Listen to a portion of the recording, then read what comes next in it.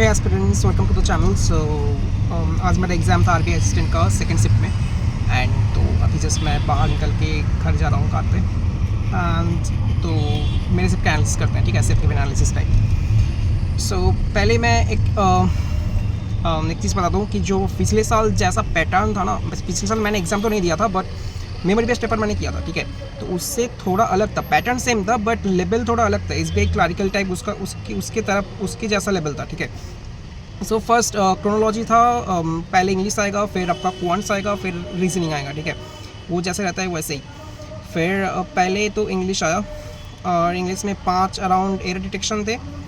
और error detection जैसे normal जैसा रहता है ना, एक सेंटेंस का पार्ट रहता है, कौन सा पार्ट में एरर है ढूंढना पड़ता है, वैसा नहीं था। पूरे एसबीआई पीओ पे जैसा रहता है ना, कोई हर एक ऑप्शन पे एक एक सेंटेंस दिया हुआ था, उस पर कौन सा वाला करेक्ट है, कौन सा वाला इनकरेक्ट है, वो ढूंढना था। और हर क्वेश्चन में अलग अलग था, किसी में करेक्ट बोला था ढूंढने के लिए, किसी में इनकरेक्ट बोला था ढूंढने के लिए। तो अलग अलग था, उसको पूरा स्टेटमेंट पढ़ के, मतलब इंस्ट्रक्शन पढ़ के उसको करना था। एंड वो शायद 4-5 थे। क्लोज टेस्ट थे 6। Cloze test was easy, and हालांकि सभी ईजी थे ऑलमोस्ट।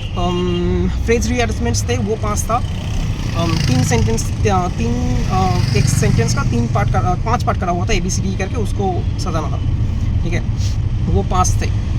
और क्या था, आपका आरसी में से 10 क्वेश्चंस थे, उस पर दो वर्ड्स का सिनोनिम था। सिनोनिम्स का बस 2 क्वेश्चंस थे। एक तो आपका गिवन था शायद, वो हैंडेड होगा, और एक मुझे पता नहीं। और बस यही थे, और अभी तो मुझे याद नहीं आ रहा और क्या था, ठीक है। एंड फिर आता है आपका, मतलब ओवरऑल इंग्लिश देखा जाए तो इजी टू मॉडरेट ही था, इजी या टाइप ही था, बट थोड़ा पिछले साल के हिसाब से थोड़ा ऊपर का था। एंड मेरा इंग्लिश का अटेम्प्ट था 30 out of 30। सो वो 30 करना ही था, आपको क्लियर करना है। तो एक शायद मेरा डाउट होगा, पर मैंने उसको भी कर दिया, तो उसका भी अटेम्प्ट कर दिया, ठीक है। तो फिर वो हो गया 30 out of 30। फिर आता है आपका क्वांट्स, फिर खुलता है क्वांट्स पे जैसे नॉर्मल जैसे एग्ज़ाम रहता है, अभी का बैंकिंग एग्जाम्स कैसे रहते हैं, उस पर नंबर सीरीज़ नहीं रहता है, बट यहाँ पे जो नॉर्मल बैंकिंग एग्जाम जैसे होते हैं नंबर सीरीज़ के साथ, वैसे ही था। 5 आपका मिसिंग नंबर था, उसके बाद अरिथमेटिक शायद 10-11 था, सिंप्लीफिकेशन 15 थे शायद, 13 या 14 थे शायद, 13-14 से थे, हाँ। उसके बाद 5 तो नंबर सीरीज़ हो गए।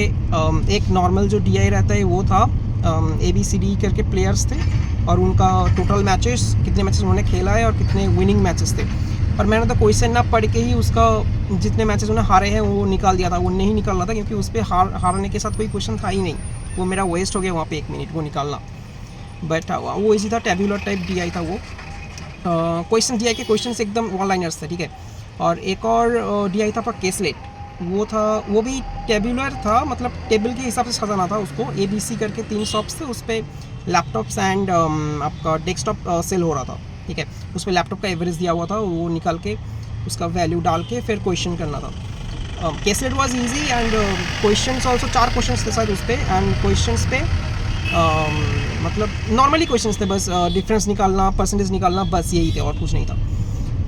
एंड एक था आपका SICI का अरिथमेटिक, जो मुझसे हुआ नहीं, मतलब एकदम लास्ट पे मैंने बोला ना अभी, वो टेबुलर DI पे जो मैंने टाइम वेस्ट का 1 मिनट वो लास्ट वाले मैचेस निकालने का, उस टाइम पे वो CC की वजह से एक अटैम्प्ट नहीं हुआ मेरा, वो SICI, बट था बहुत ईजी, ठीक है। SI निकालना था, CI निकालना था, उसका डिफरेंस निकालना था। और एक आध क्वेश्चंस में ट्रिक था, ठीक है।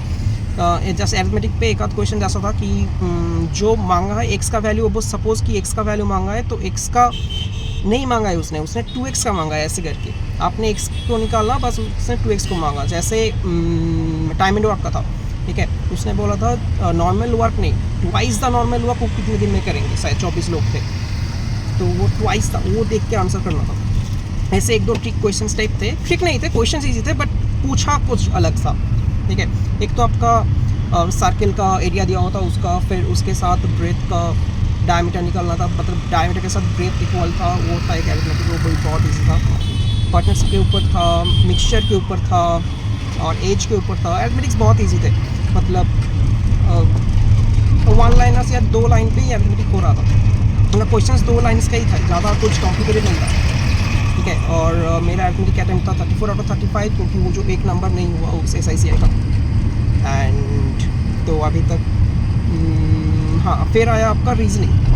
तो रीजनिंग पे यहाँ पे थोड़ा प्रॉब्लम था, क्योंकि क्या प्रॉब्लम था मैं बताऊँगा बाद में। तो रीजनिंग का सीन ऐसा था कि रीजनिंग जैसे लेंथी क्वेश्चन आजकल आ रहा है ना इस वीक आर्टिकल में, वैसा क्वेश्चन था। हर एक पजल में, पजल बहुत ईजी था, इजीली बन रहा था, एक ही अटेम्प्ट में बन रहा था, ज़्यादा कुछ मतलब 2 या 3 पॉसिबिलिटीज़ नहीं थे, एक पॉसिबिलिटी था, उसी पे बन रहा था आराम से। बट उसके जो क्वेश्चंस थे ना, हर एक क्वेश्चंस में आपको ट्रू फॉल्स ढूंढना था। ये इसके हिसाब से ये कौन से ट्रू होंगे, 3 स्टेटमेंट थे, 3 स्टेटमेंट निकालने थे, कौन सा ट्रू कौन सा फॉल्स, ये हर एक पजल्स में आपका था ट्रू फॉल्स निकालना। टाइम लग रहा था उसको निकालने के लिए। उसके बाद हर एक पजल में ये भी था कि अल्फ़ाबेटिकल ऑर्डर में सजा के कौन अनचेंज रहेगा, क्या क्या उसका भी निकालना था। तो वो लेंदी हो रहा था रीजनिंग, ठीक है। तो उसी की वजह से मेरा अटेम्प्ट नहीं हुआ। और ऊपर से जो मुझे एक नया सीट, मतलब एक नया वेन्यू पे मेरा एग्ज़ाम हुआ है, ION डिजिटल IDZ करके कुछ बारुईपुर में था। वो इतना मतलब उसका जो कंप्यूटर था ना, मतलब डेस्कटॉप था, उस पर पहली बात तो उस टेबल में जैसे स्कूल के बच्चों का टेबल होता है ना, उस पर हर चीज़ें लिखा रहता है, उस पर सब कुछ लिखा हुआ था, एक भी जगह खाली नहीं था। हर पूरा टेबल पेन के मार्क से भरा हुआ था, ठीक है। कहीं पे ABCD लिखा हुआ रहता है, मतलब कहीं पे ABCD लिखा हुआ था, कहीं पे कुछ और लिखा हुआ था। मेरे डेस्क पे तो किसी ने ड्रॉ करके चला गया था कुछ तो। और माउस के साथ ना माउस पैड दिया हुआ था, और माउस पैड वो ग्रिप नहीं कर रहा था, तो फिर वो एक हाथ से माउस पैड पकड़ के दूसरे हाथ से माउस को मूव करना पड़ रहा था मुझे। तो हाँ, ये इशू था, इसकी वजह से मेरा अटेम्प्ट भी घटा है रीजनिंग में। मेरा 34 हुआ है 35 में। और रीजनिंग बता दूँ मैं, रीजनिंग में शायद 3 पजल्स थे। एक था आपका सिटिंग अरेंजमेंट था, स्क्वायर टेबल का, सारे इनसाइड देख रहे थे, 8 जन थे, वो बहुत ईजी था। एक था आपका दूसरा था मंथ बेस पे, 4 महीने थे और 2 डेट्स थे, 11 और 20 शायद। एंड तीसरा था जो बॉक्स पजल रहता है, उसका दिया हुआ नहीं था कि 7 बॉक्सेस थे या 1 2 3 4, ऐसा नहीं था। बस नॉर्मली बोला था 7 बॉक्सेस थे या कुछ था जो आपको सजाना था उसके हिसाब से, मतलब कोई मेंशन नहीं किया हुआ था कहाँ एक मतलब कोई नंबर या कुछ रैंक वगैरह मेंशन हुआ नहीं था।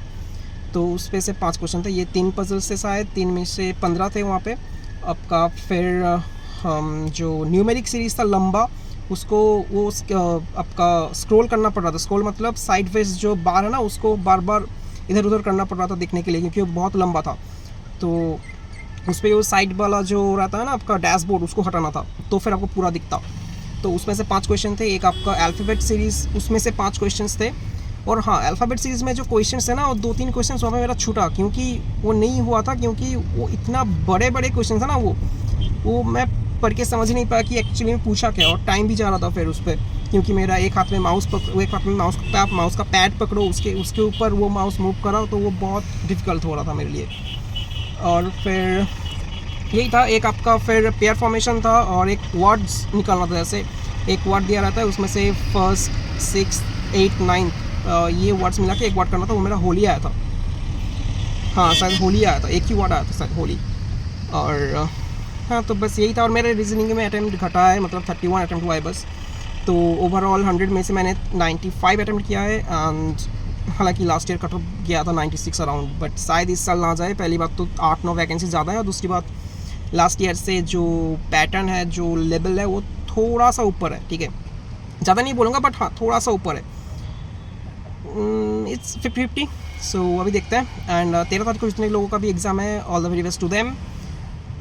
So yeah, and yeah, you're good. Bye bye.